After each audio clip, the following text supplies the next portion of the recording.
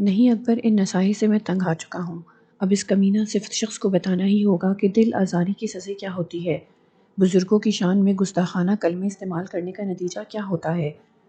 میں اگر چاہتا تو وہ شیطان پنڈت مائے راشد حسین اور سمینہ کی اس آگ میں بھسم ہو سکتا تھا، لیکن میں نے انہیں ایک اور موقع دیا ہے۔ میرا خیال ہے یہ بہت ہے، انہیں یقیناً عبرت ہوگی۔ شاہد میاں، بڑے میاں صاحب کی دعاؤں سے تم نے بہت کچھ پا لیا ہے۔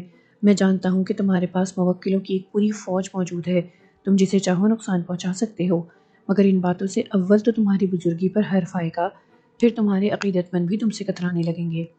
ممکن ہے تمہارا اندازہ درست ہو، مگر اب ان باتوں کو سوچنے سمجھنے کا وقت گزر چکا ہے۔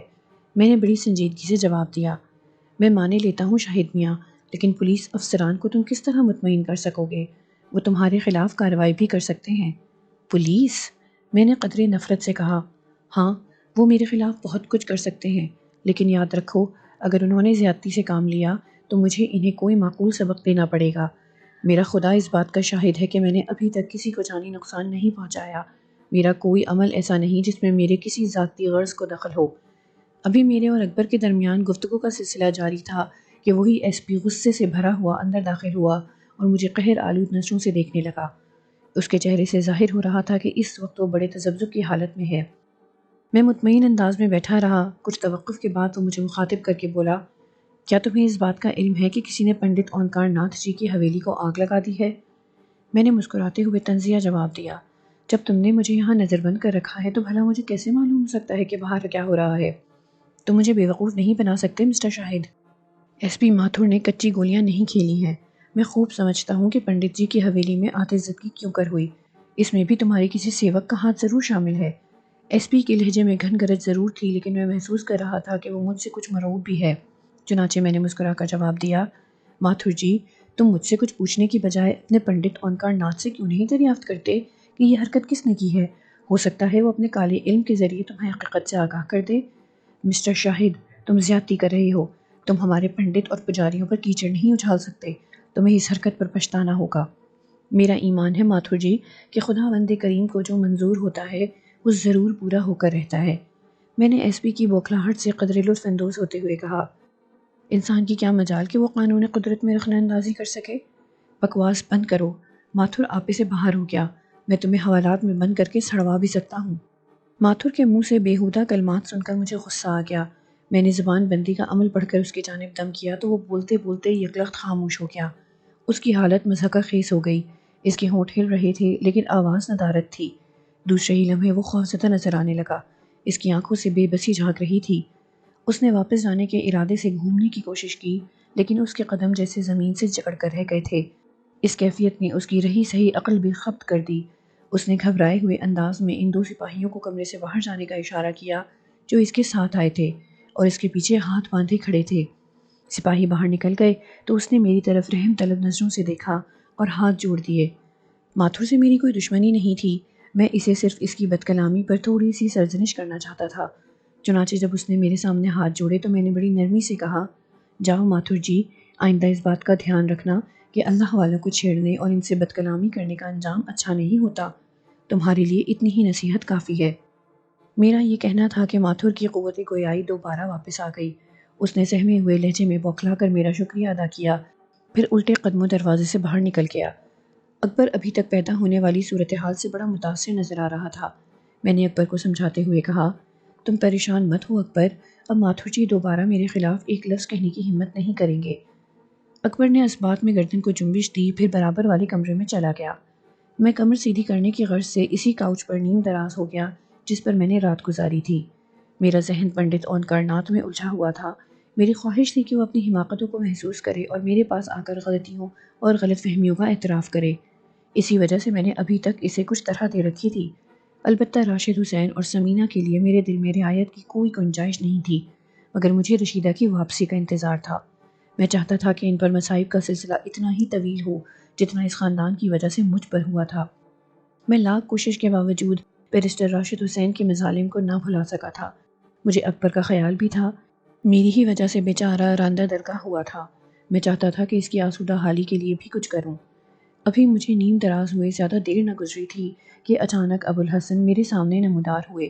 ان کے چہرے پر مجھے الجھن اور پریشانی کے تاثرات نظر آئے تو میں نے دریافت کیا، کیا بات ہے ابوالحسن، آپ مجھے خلاف توقع آزردہ نظر آ رہے ہیں؟ میاں صاحب، ابوالحسن نے عجز سے کہنا شروع کیا، میں ایک بار پھر آپ کی خدمت میں یہ درخواست کرنے حاضر ہوا ہوں کہ آپ پہاڑی پر چل کر رشد و ہدایت اور فیض عام کا سلسلہ جاری رکھیں اور اپنے خادموں کو موقع دیں کہ وہ آپ کے کسی کام آ سکیں۔ ابوالحسن نے بڑی لجاجت سے کہا، صرف آپ کے اشارے کی دیر ہے میاں صاحب، میرے قبیلے کے ہزاروں افراد آپ کے دشمنوں کو منٹوں میں صفحہ ہستی سے حرف غلط کی طرح مٹا دیں گے۔ میں آپ کا شکر گزار ہوں ابوالحسن کہ آپ اور آپ کے قبیلے کے احباب مجھے اتنی قدر و منزلت کی نگاہ سے دیکھتے ہیں۔ آپ میرے عزیز ہیں، آپ نے قدم قدم پر میری رہبری کی ہے، لیکن میں نے بارہا آپ سے گزارش کی ہے کہ ان معاملوں میں آپ نہ الجھیے۔ مجھے اعتراف ہے کہ میں اس معاملے میں اپنے نفس کو قابو میں نہ رکھ سکا، مجھے اپنی شکست تسلیم ہے، لیکن ابوالحسن یقین کیجئے یہ سب میں اس بابرکت پہاڑی کی آبرو کے لیے کر رہا ہوں، اور اس لیے بھی کہ میں کامل سکون سے آئندہ اپنے مشاغل دینی میں مصروف رہ سکوں۔ باہر ایک ہنگامہ برپا ہے میاں صاحب، ابوالحسن تیزی سے بولے، آپ کے عقیدت مندوں نے آپ کی عدم موجودگی کو مختلف اور عجیب معنی پہنانے شروع کر دیے ہیں۔ یہ آپ نے کیا کہا ابوالحسن؟ میں چونک کر سیدھا ہوتے ہوئے بولا، مجھے بتائیے ابوالحسن کہ میرے عقیدت مند میرے بارے میں کیا خیال رکھتے ہیں؟ یہ کس قسم کی چہمگوئیاں ہو رہی ہیں؟ لوگوں کا خیال ہے کہ آپ نے خدا نخواستہ پولیس سے متاثر ہو کر پہاڑی چھوڑ دی ہے۔ ابوالحسن نے ڈرتے ڈرتے کہا، کچھ لوگوں کو یہ باور کرانے کی کوشش کی گئی ہے کہ آپ ہی کے حکم پر شمشیر علی نے پولیس انسپکٹر پر حملہ کیا تھا۔ بعض افراد نے دشمنوں کے بہکائے میں آ کر آپ پر بے بنیاد اور گھناؤنے الزامات تراشنے بھی شروع کر دیے ہیں۔ اللہ اکبر، اللہ اکبر، میں نے حیرت سے کہا، ابوالحسن کیا میرے عقیدت مند میری گزشتہ خدمات بھول گئے؟ کیا انہیں یہ یاد نہیں رہا کہ میاں صاحب نے اپنی جانشینی کی سعادت مجھے سونپی تھی؟ کیا میں نے اس سلسلے میں کبھی کوئی کوتاہی کی؟ خیر، میں نے خود کو سمجھاتے ہوئے کہا، کہنے دو، اگر وہ کچھ کہتے ہیں، اللہ بڑا ہے، اسے جو منظور ہوگا وہی ہوگا۔ میں ہاتھ باندھ کر عرض کرتا ہوں میاں صاحب کہ آپ اپنے حجرے میں واپس چلیں، ساری باتیں از خود ختم ہو جائیں گی، آپ کے حریف راہ راست پر آ جائیں گے اور عقیدت مندوں کے شبہات بھی دور ہو جائیں گے۔ نہیں ابوالحسن نہیں، اب یہ ناممکن ہے، میں نے اٹھ کر ہاتھ ملتے ہوئے کہا، یہ میرا دل دیکھو، کیا تمہیں اس میں برائیاں نظر آتی ہیں؟ خدا شاہد ہے ابوالحسن، میں نے بلا وجہ کسی کو پریشان کرنے کی کوشش نہیں کی، اس لیے مجھے کسی بات کا خوف نہیں۔ میرے عقیدت مند جو کہتے ہیں انہیں کہنے دو، میں دعا کروں گا کہ خدا ان کو سیاہ و سفید کا فرق سمجھنے کی توفیق عطا کرے۔ ابوالحسن نے مجھے سمجھانے اور پہاڑی پر واپس جانے کے لیے بھتیرے ہاتھ پاؤں مارے، لیکن میں اپنی جگہ اٹل رہا۔ اس نے میرے دشمنوں سے نمٹنے کے لیے مجھ سے اجازت چاہی، لیکن میں نے منع کر دیا۔ ابوالحسن مایوس ہو کر واپس چلے گئے تو میں نے سکون قلب کی خاطر میاں صاحب کا ودیعت کیا ہوا وظیفہ پڑھنا شروع کر دیا۔ میں خود کو مزید مشتعل نہیں کرنا چاہتا تھا، مبادا کے اشتعال کی حالت میں مجھ سے کوئی ایسی حرکت سرزد ہو جاتی جو خدا کے حضور ناگوار گزرتی۔ میرے وظیفے کا ورد ابھی جاری تھا کہ اکبر ناشتہ لے کر آ گیا۔ میں نے وظیفہ ختم کر کے ناشتہ کیا۔ ناشتے کے دوران اکبر نے میرے استفسار پر بتایا کہ ماتھو نے ان پولیس والوں کو واپس بلا لیا ہے جو میری نگرانی پر مامور کیے گئے تھے۔ ظہر اور عصر کی نماز میں نے اکبر کے دفتر میں ہی ادا کی۔ مغرب کی نماز کے بعد میں باہر جانے کا قصد کر رہا تھا کہ ڈی ایس پی ظفر علی آ گئے۔ انہوں نے مجھے بڑے ادب سے سلام کیا۔ میں نے آنے کی وجہ دریافت کی تو بولے، میاں صاحب میں آپ کو شہر کی حالت سے باخبر کرنے کے غرض سے حاضر ہوا ہوں۔ ظفر علی میاں، میں جانتا ہوں کہ باہر کیا ہو رہا ہے، لیکن ان باتوں سے میرا کوئی سروکار نہیں۔ رہا پنڈت اونکار ناتھ کا مسئلہ تو تم کو بلا خوف و خطر بتاتا ہوں کہ اس کی حویلی میرے موکلوں نے جلائی تھی، لیکن پولیس میرے خلاف کوئی فرد جرم عائد نہیں کر سکتی۔ جس وقت حویلی جلی تھی اس وقت تمہارے ایس پی ماتھر جی کے سپاہی میری نگرانی کے لیے موجود تھے۔ وہ اس بات کی شہادت دیں گے کہ میں ایک لمحے کے لیے بھی باہر نہیں گیا۔ آپ کا کہنا بجا ہے میاں صاحب، لیکن میں اس وقت ایک خاص درخواست لے کر آپ کے پاس حاضر ہوا ہوں۔ ظفر علی نے دبی زبان میں کہا، اگر آپ کچھ دنوں کے لیے پہاڑی پر واپس چلے جائیں تو شہر کے حالات سدھر سکتے ہیں۔ رہا پنڈت اونکار ناتھ کا مسئلہ تو میں آپ کو ایک سچے عقیدت مند کی حیثیت سے یقین دلاتا ہوں کہ میں اس کے خلاف کارروائی کرنے میں کوئی کسر نہیں اٹھا رکھوں گا۔ میں خدا کے سوا کسی کا پابند نہیں ہوں ظفر علی میاں، میں نے چڑھ کر کہا۔ شہر میں پھیلی ہوئی کشیدگی کو دور کرنا پولیس کا کام ہے، یقین رکھو میں تم لوگوں کے معاملات میں کوئی مداخلت نہیں کروں گا۔ ظفر علی بھی مایوس ہو کر واپس چلے گئے تو میں نے اس کشیدہ اور ناگفتہ صورتحال کا ازسرنو جائزہ لیا۔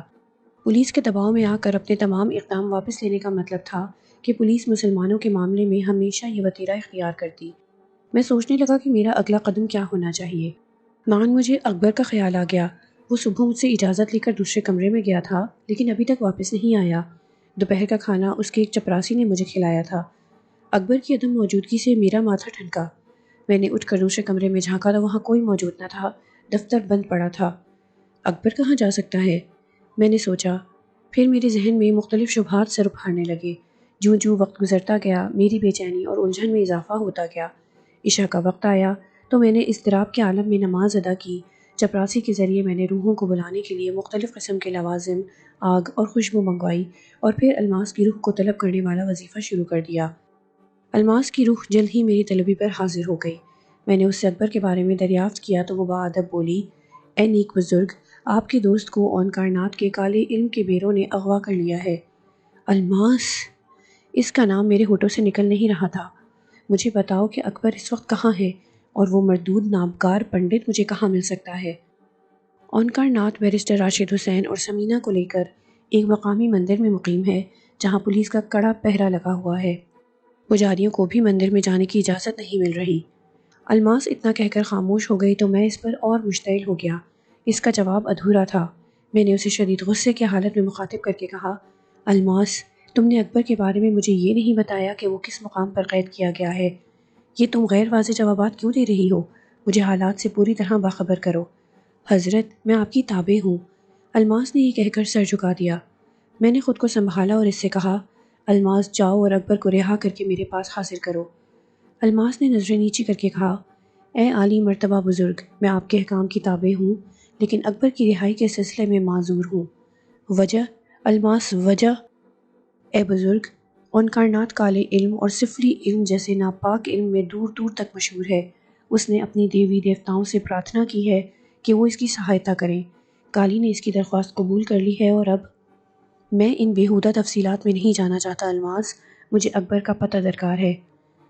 میں معذور ہوں حضرت، جہاں کالے علم کے ناپاک بیر ہوں اس علاقے میں میرا گزر ناممکن ہے، میں خود کو آلودہ نہیں کر سکتی۔ الماس نے نظریں جھکا کر اپنی مجبوری کا اظہار کیا تو میں غصے سے لرزنے لگا۔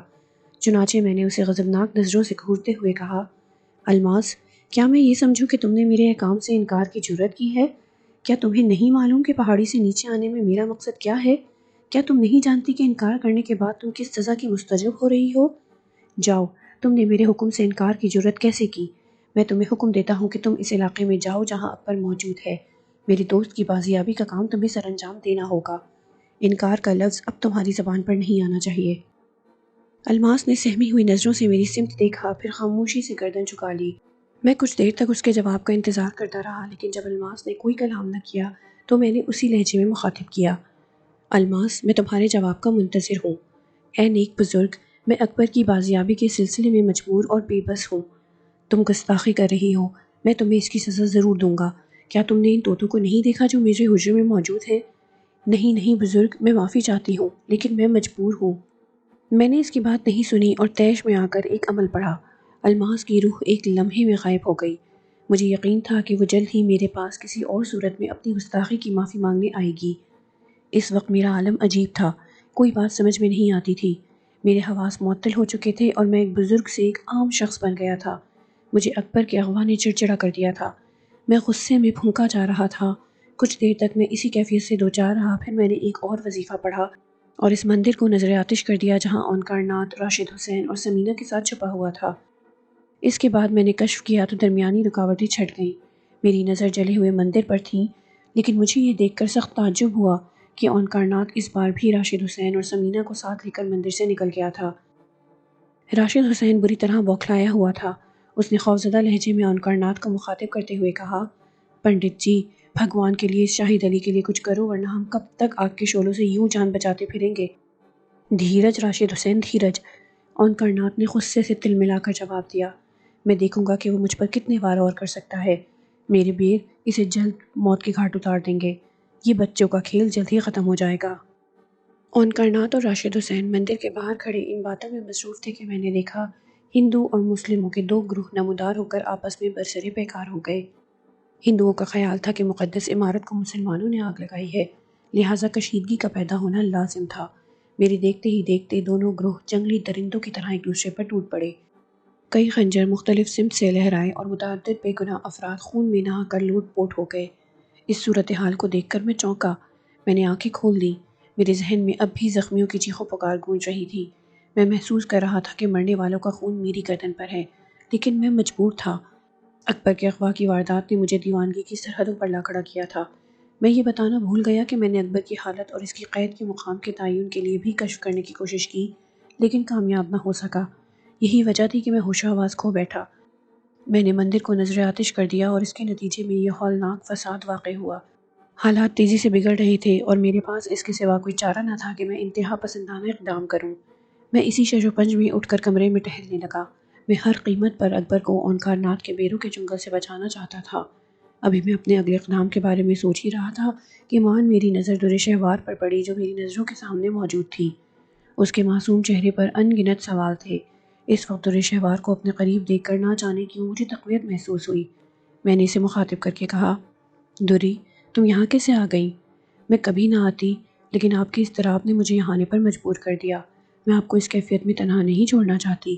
آپ کو اس وقت میری ضرورت ہے۔ میں نے یہاں آنے کے لیے بابا جان اور قبیلے والوں کی ناراضگی بھی گوارا کر لی۔ نہ سمجھا نہیں دری؟ میں نے تعجب سے پوچھا، کیا ابوالحسن نے تمہیں میرے پاس آنے سے منع کیا تھا؟ ہاں، در شہوار نے رندھی ہوئی آواز میں کہا۔ بابا جان اور قبیلے والے آپ کی بے حد عزت کرتے ہیں، لیکن کیا دری؟ خدا کے لیے مجھے بتاؤ کہ ابوالحسن اور میرے رفیق اجنا کس بات پر ناراض ہیں؟ میں نے در شہوار کو جملہ نامکمل چھوڑتے دیکھ کر بے چینی سے دریافت کیا۔ بابا جان اور قبیلے والوں کا خیال ہے کہ آپ ان راستوں سے بھٹک گئے ہیں جن پر میاں صاحب نے آپ کو چلنے کی تلقین کی تھی۔ در شہوار نے طبی زبان میں جواب دیا تو میں تڑپ اٹھا۔ میں نے کہا، دری، اکبر کے اغوا نے مجھے جارحانہ اقدام کے لیے مجبور کر دیا تھا۔ میں جانتا ہوں کہ میری وجہ سے بے گناہ انسانوں کا خون ہوا ہے، لیکن میں مجبور تھا دری۔ اکبر میری وجہ سے حادثات کا شکار ہوا ہے۔ میں اس کی مدد سے منہ کیسے موڑ لوں؟ تم میری رہنمائی کرو دری۔ میں جانتی ہوں کہ اس وقت آپ کے دل کی حالت کیا ہے، در شہوار نے میرے قریب آتے ہوئے کہا، پھر میرا ہاتھ اپنے ہاتھ میں لے کر بڑی اپنائیت سے بولی، میں آپ کے ساتھ ہوں۔ مجھ سے کیا کام لینا چاہتے ہیں؟ دری کی جان بھی نظر ہے۔ مجھے یقین ہے دری، مجھے یقین ہے۔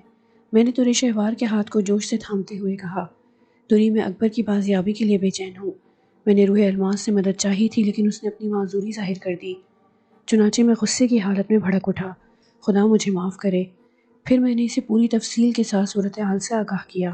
آپ میری مانیں گے؟ در شہوار نے بے پناہ لگاؤ سے کہا، دری، یہ تم کیا کہہ رہی ہو؟ میں نے کب کسی کی بات نہیں مانی ہے، لیکن پے در پے حادثات نے مجھے یہاں آنے پر مجبور کیا ہے۔ تم سمجھتی کیوں نہیں کہ آخرکار میرے اس اقدام کے اچھے نتائج برآمد ہوں گے؟ مجھے معلوم ہے، لیکن آپ مان لیجئے کہ آپ کو میری رفاقت کی ضرورت ہے۔ در شہوار نے اعتماد سے کہا، میں اسی لیے آئی ہوں۔ اب آپ خاموش رہیں۔ آپ کی فضیلت اپنی جگہ ہے، تاہم بعض معاملوں میں آپ کا ہاتھ ڈالنا مناسب نہیں۔ یہ کام آپ اپنے رفقا پر چھوڑ دیجئے، وہ بھی تو آپ کے ساتھ آپ کے بلند مرتبے کا سبب ہے۔ دری، تم بہت ذہین اور معاملہ فہم دوشیزہ ہو۔ ہاں، میں اپنے عزیز دوست کی بازیابی کے سلسلے میں تمہاری معاونت چاہتا ہوں۔ فی الحال یہ معلوم کرنا ہے کہ اونکارناتھ کے بیروں نے اسے کہاں مقید کیا ہے۔ باقی کام میں خود کر لوں گا۔ در شہوار نے جواب میں تامل کا مظاہرہ کیا تو میں نے بڑی بے چینی سے کہا، دری، تم کیا سوچ رہی ہو؟ در شہوار نے اپنے خیالوں سے چونکتے ہوئے کہا، میری حقیقت اس ہوا کی مانند ہے جس کا گزر ہر جگہ ممکن ہے۔ میں اکبر حسین کو یقیناً تلاش کر لوں گی، لیکن کیا؟ میں نے تیزی سے پوچھا۔ سنیے، اگر آپ نے اپنے دوست کی بازیابی میں جلد بازی سے کام لیا تو حالات آپ کے حق میں اور خراب ہو جائیں گے۔ اونکارناتھ کے چیلوں کی تعداد بہت زیادہ ہے، اس کے گرگے فساد پر آمادہ ہیں۔ میری درخواست ہے کہ آپ پہلے اونکارناتھ سے روبرو بات کریں، ہو سکتا ہے کہ وہ آپ کی کرامتوں کے کرشمے دیکھ کر متاثر ہو جائے۔ دوسری صورت میں حضرت سلیمان کی قسم کھا کر وعدہ کرتی ہوں کہ آپ مجھ سے جو کہیں گے وہی ہوگا۔ در شہوار نے مجھے سمجھایا تو بات میری سمجھ میں آ گئی۔ میں خود بھی اس بات کو پسند نہیں کرتا تھا کہ میرے اور اونکارناتھ کے مقابلے میں بے گناہوں کا خون اور بہے۔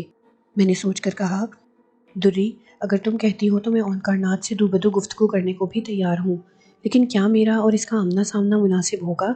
کیا یہ بات قرین قیاس نہیں کہ اس نابکار کے گرگے مجھے سامنے دیکھ کر مجھ پر حملہ آور ہونے کی کوشش کریں گے؟ یہ بھی تو ممکن ہے کہ وہ مجھے دیکھ کر اپنے جذبات پر قابو نہ رکھ سکیں۔ اگر ایسا ہوا تو پھر میں بھی ہوش کا دامن کھو بیٹھوں گا۔ آپ ایسے جا سکتے ہیں کہ آپ کو کوئی نہ دیکھے، آپ نظر بندی کا عمل پڑھ سکتے ہیں۔ در شہوار نے مجھے آمادہ پا کر جلدی سے بولی، میں بھی آپ پر اس طرح سایہ کیے رکھوں گی کہ صرف اونکارناتھ آپ کو دیکھ سکے، دوسرے افراد کی آنکھوں پر پردہ پڑا رہے۔ کیا تمہیں اس بات کا علم ہے کہ پنڈت اونکارناتھ اس وقت کہاں ہے؟ میں نے اس واقعے سے خود کو پوری طرح باخبر رکھا ہے، دور شہوار نے اپنے مخصوص انداز میں جواب دیا۔ پھر میرا ہاتھ تھام کر باہر کی سمت بڑھنے لگی۔ سڑک عبور کرتے ہی میں ٹھٹک کر رک گیا۔ پولیس کی 3 گاڑیاں اکبر کے آفس کے سامنے پہنچ کر رک گئیں۔ 40-50 پولیس والوں میں 3-4 افسر بھی تھے اور ان کی قیادت DIG کر رہا تھا۔ میں بگڑے ہوئے تیور سے پلٹا ہی تھا کہ دور شہوار نے کہا، نہیں، آپ کوئی مداخلت نہیں کیجیے گا۔ دوری، یہ بدبخت لوگ اکبر کے کاروبار کو بھی تہس نہس کر دیں گے۔ میں نے غصے سے کہا تو دور شہوار تیزی سے بولی، مجھے معلوم ہے وہ کیوں آئے ہیں۔ یہ یہاں محض آپ کو گرفتار کرنے آئے ہیں۔ آپ کو موجود نہ پا کر خاموشی سے کسی اور طرف نکل جائیں گے۔ اکبر حسین یا ان کے کاروبار سے ان کو کوئی سروکار نہیں۔ ایسی صورت میں کیا میرا اس طرح غائب ہو جانا مناسب ہوگا دوری؟ یہ تم کس طرح سوچ رہی ہو؟ میں نے آپ سے کہا تھا نا کہ آپ سب کچھ مجھ پر چھوڑ دیجئے۔ دور شہوار مجھے سمجھاتے ہوئے بولی، حالات کا تقاضا یہی ہے کہ آپ صبر و تحمل کو ہاتھ سے نہ جانے دیں۔ دور شہوار کے کہنے پر میں نے اپنا ارادہ بدل دیا اور اس کے ساتھ قدم بڑھانے لگا۔ لوگوں کا ہجوم ہمارے دائیں بائیں سے گزر رہا تھا لیکن کسی نے بھی ہماری طرف توجہ نہ دی۔ اس کی وجہ صرف یہ تھی کہ دور شہوار نے بدستور میرا ہاتھ تھام رکھا تھا۔ وہ ایک عالم و فاضل جن کی لڑکی تھی، اس کے پاس خود بڑی فضیلتیں تھیں۔ میاں صاحب اس پر خاص شفقت فرماتے تھے۔ میں اس وقت اس کی رہبری میں تھا اور خود کو کسی قدر پرسکون اور آسودہ محسوس کر رہا تھا۔ میں اس کے قرب دل نشین میں محو تھا۔ ہم مختلف سڑکوں سے گزرتے رہے۔ مجھے نہیں معلوم تھا کہ دور شہوار مجھے کہاں لیے جا رہی ہے۔ کچھ دیر بعد جب ہم ایک پولیس اسٹیشن کے سامنے پہنچے تو میں چپ نہ رہ سکا۔ میں نے دور شہوار سے دریافت کیا، دوری، ہم کہاں آ گئے ہیں؟ پنڈت اونکار ناتھ راشد حسین اور سمینہ کے ساتھ اس وقت پولیس کے تحفظ میں ہے۔ پولیس نے ان کا بیان لینے کے بعد انہیں اسی تھانے کے ایک کمرے میں جگہ دے رکھی ہے۔ جی چاہتا ہے کہ اس پورے تھانے کو نظر آتش کر دیا جائے تاکہ بانس اور بانسری کا وجود نہ رہے۔ دور شہوار مسکرائی، مگر یہ اقدام آپ کو زیب نہیں دے گا۔ میں نہیں سمجھتی کہ اونکار ناتھ اور آپ کا کوئی مقابلہ ہے۔ یقیناً کوئی نہیں۔ اگر آپ اونکار ناتھ کو سزا دینا چاہتے ہیں تو اسے ہوشیار کر کے یہ مرحلہ کیوں نہ سر کیا جائے؟ آئیے میرے ساتھ، میں آپ کو اس کمرے تک لیے چلتی ہوں جہاں اونکار ناتھ موجود ہے۔ میں خاموشی سے دور شہوار کے ساتھ آگے بڑھا اور پولیس والوں کے درمیان سے ہوتا ہوا تھانے کے اندر داخل ہو گیا، جہاں ہر سمت بڑا سخت پہرا تھا۔ میں مختلف کمروں سے ہوتا ہوا ایک کمرے میں داخل ہوا تو میرا چہرہ غصے کی شدت سے تمتما اٹھا۔ میرے سامنے پنڈت اونکار ناتھ تھا جو سینہ تانے کھڑا تھا۔ اس کے سامنے SP ماتھر کچھ کاغذات لیے بیٹھا کسی مسئلے کے حل میں سرگرداں تھا۔ دور شہوار نے میرے تیور خراب ہوتے دیکھے تو سرگوشی کی، سنیے، خدا کے لیے پرسکون رہنے کی کوشش کریں ورنہ سب کام خراب ہو جائے گا۔ میں نے دور شہوار کی بات کا جواب سر کی معمولی جنبش سے دیا، پھر غصے سے اونکار ناتھ اور SP ماتھر کو گھورنے لگا۔ کمرے میں چند ساعت تک مکمل سکوت رہا۔ پھر اونکار ناتھ ہونٹ چباتے ہوئے ماتھر سے بولا، مجھے صرف راشد حسین اور سمینہ کی چنتا تھی ماتھر جی، ورنہ اب تک میں اس تماشا باز شخص کا کریا کرم کر چکا ہوتا، پرنتو اب تم نے ان دونوں کی رکشا کا وچن دیا ہے تو میں آرام سے اس کا کریا کرم کر سکوں گا۔ مہاراج، میں راشد حسین اور اس کی لڑکی کا پورا دھیان رکھوں گا، لیکن کیا آپ میاں جی سے تنہا؟ ماتھر جی، اونکار ناتھ SP کا جملہ اچک کر غرایا، تم نے اس چھوکرے کو میرے سامنے میاں جی کہہ کر میرا اپمان کیا ہے۔ کیا تمہیں اپنے سادھو پنڈتوں اور اپنے دھرم پر وشواس نہیں رہا؟ ماتھر اونکار ناتھ کی بات سن کر گڑبڑا گیا، کرسی پر پہلو بدل کر بولا، میرا مطلب یہ نہیں تھا مہاراج، بلکہ میں یہ کہنا چاہ رہا تھا کہ جب پولیس میں آپ کے بے شمار سیوک موجود ہیں تو پھر آپ کیوں دشمنوں کے منہ لگتے ہیں؟ نہیں ماتھر، اونکار ناتھ گرجتے ہوئے بولا، شاہد علی نے براہ راست مجھے نقصان پہنچایا ہے، اس کا اپائے میرے سوا کوئی اور نہیں کر سکتا۔ ایک بات اور بھی دھیان میں رکھو، شاہد علی کوئی معمولی آدمی نہیں، بڑے میاں جی اسے 2-4 گرگے سکھا گئے ہیں جن کے ذریعے وہ چمتکار دکھاتا رہا ہے، لیکن اتنا بھی نہیں کہ وہ بھگوان اور دیوی دیوتاؤں کی طرف سے دیے ہوئے میرے علم کو زیر کر سکے۔ یہ بہت مشکل ہے۔ میں نے اپنے پورے جیون کی تپسیا کے بعد کچھ حاصل کیا ہے، میں اسے اچھی طرح جانتا ہوں، اسے کسی بڑے مقام پر پہنچنے کے لیے ابھی اور تپسیا کرنا ہوگی، پھر بھی وہ اونکار ناتھ سے آنکھ ملانے کی جرات نہ کر سکے گا۔ جیسی آپ کی مرضی مہاراج، ماتھر نے مجبور ہو کر جواب دیا۔ پھر اس نے اٹھ کر بڑے ادب سے اس مردم آزار پنڈت کو پرنام کیا اور اس کا آشیرواد لے کر کمرے سے نکل گیا۔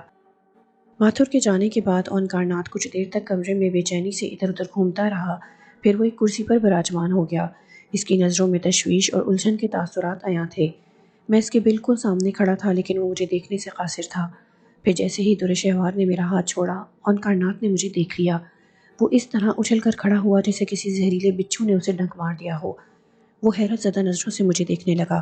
میں نے اس کی حیرتوں سے فائدہ اٹھاتے ہوئے کہا، گھبرا گئے ہیں اونکارناتھ جی؟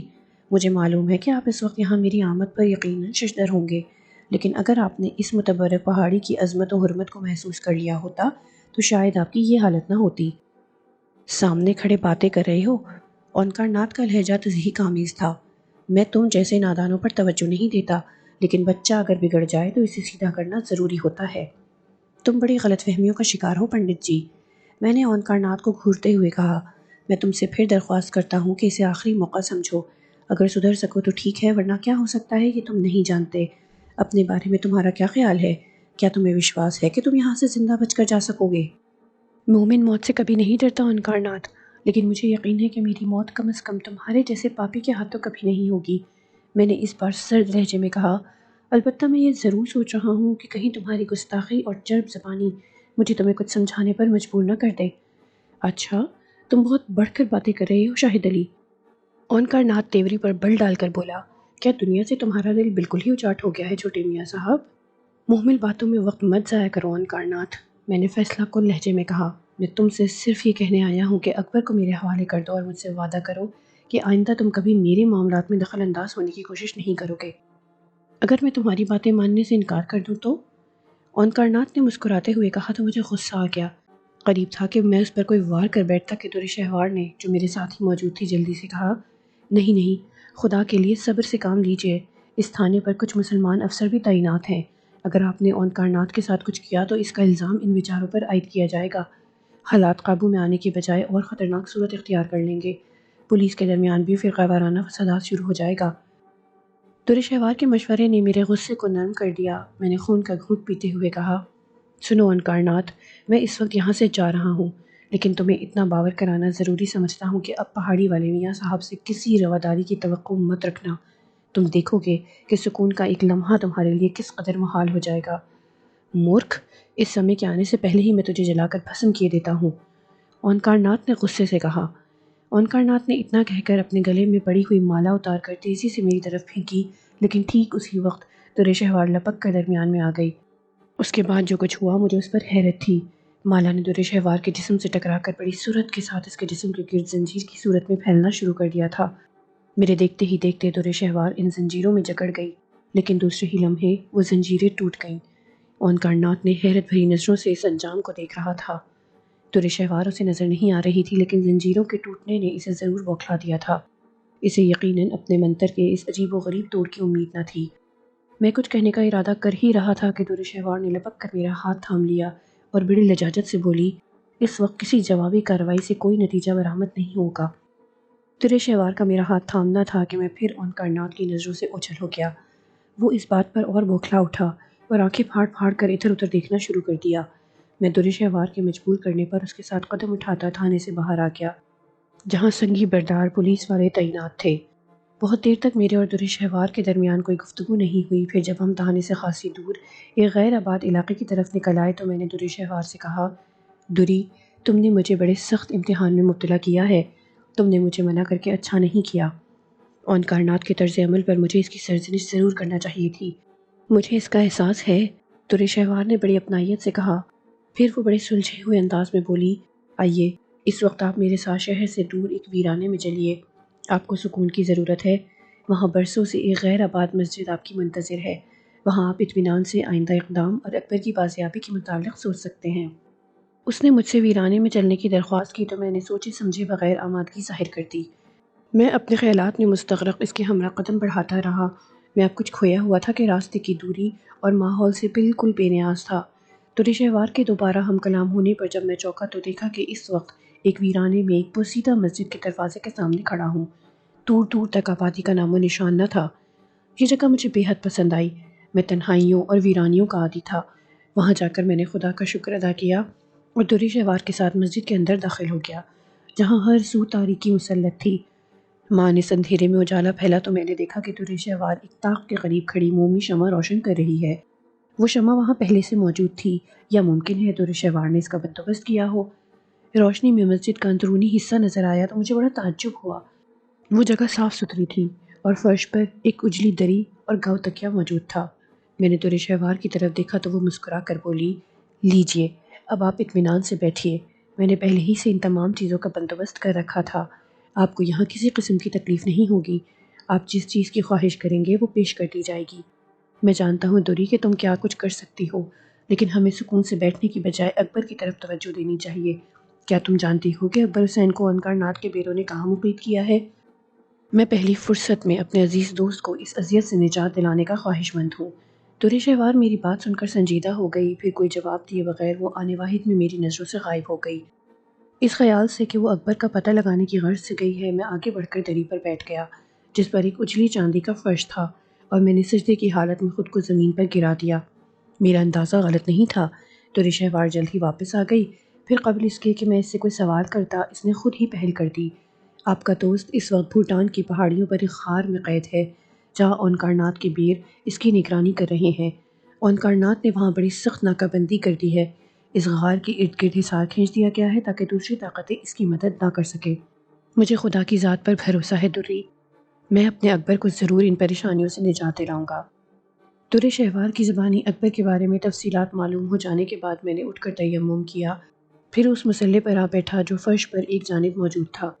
قبل اس کے کہ میں اپنا وظیفہ شروع کرتا، دور شہوار نے قریب آ کر کہا، خدا آپ کو آپ کے ارادوں میں کامیاب کرے، لیکن اگر میری کوئی ضرورت محسوس ہو تو مجھے آواز دے لیجیے گا۔ میں نے دور شہوار کے چہرے کو دیکھا تو اس کی آنکھوں سے اضطراب جھلک رہا تھا۔ وہ مجھے کچھ پریشان نظر آ رہی تھی۔ مجھے یوں محسوس ہوا جیسے وہ مجھے یہ بتانا چاہتی ہو کہ اکبر کی بازیابی کے سلسلے میں میرا ٹکراؤ سفلی علم کے گندے اور خطرناک بیروں سے ہونے والا ہے۔ ایک لمحے تک میں دور شہوار کے چہرے پر پھیلی سنجیدگی کو پڑھتا رہا، پھر میں نے اپنا منہ قبلے کی سمت کیا اور میاں صاحب کا ودیعت کیا ہوا ایک جلالی وظیفہ شروع کر دیا۔ میں خود سے بے نیاز ہو گیا اور مجھے ایسا محسوس ہوا جیسے میرا تعلق کسی دوسری دنیا سے ہو۔ 3 روز تک متواتر شب و روز میں اس وظیفے کو پڑھتا رہا۔ چوتھے روز میں اپنے وظیفے کو پڑھنے میں مشغول تھا کہ اچانک میری نظروں کے سامنے سے درمیانی رکاوٹیں ہٹنے لگیں، اور پھر میں نے اس مقام کو پا لیا جہاں اکبر قید تھا۔ میں نے دیکھا کہ ایک تنگ و تاریک غار میں وہ بڑی بے بسی کی حالت سے دوچار پڑا ہے۔ اس کے ہاتھ اور پاؤں رسیوں سے جکڑے ہوئے ہیں۔ غار کے دہانے پر مکروہ صورت اور ہیبت ناک دیو صفت افراد موجود تھے۔ یہی وہ مکروہ اور گندے بیر تھے جنہیں اونکارنات نے تعینات کیا تھا۔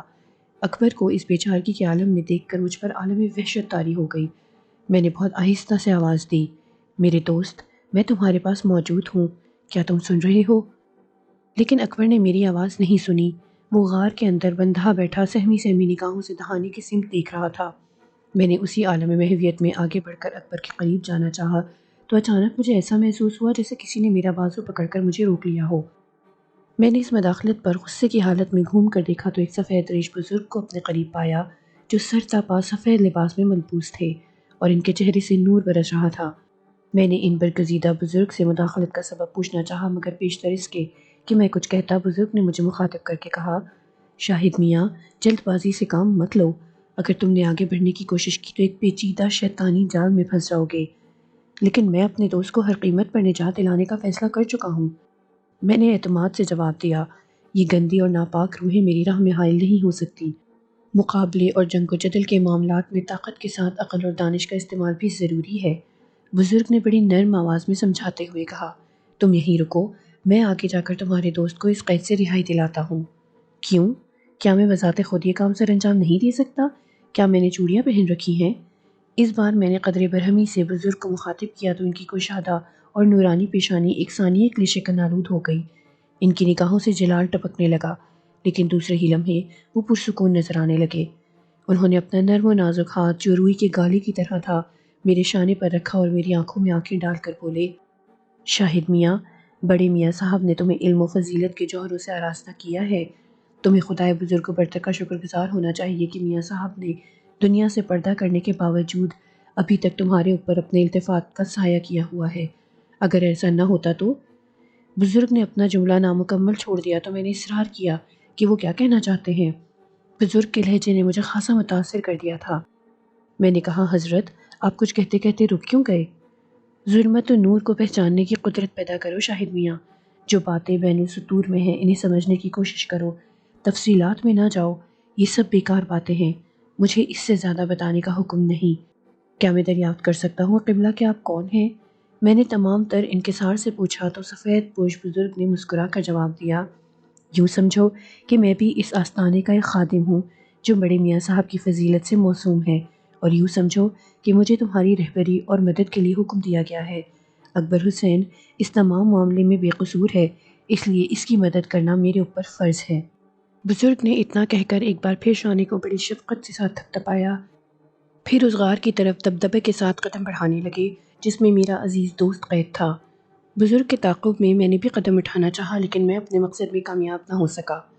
مجھے یوں محسوس ہوا جیسے میرے پاؤں من بھر کے ہو گئے ہیں اور مجھ میں اتنی طاقت نہیں جو میں انہیں جنبش دے سکوں۔ مجھے شدید گھٹن کا احساس ستانے لگا۔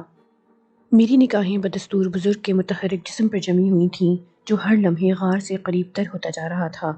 دہانے کے منہ پر تعینات سفلی علم کے گندے بیروں نے اچھل کود شروع کر دی تھی اور بھیانک آوازیں نکال کر بزرگ کو خوفزدہ کرنے کی کوشش کر رہے تھے۔ جب وہ ناپاک طاقتیں اپنا منہ کھولتیں تو آگ کے شعلے لپک اٹھتے تھے، لیکن میں دیکھ رہا تھا کہ بزرگ برابر آگے قدم اٹھا رہے تھے۔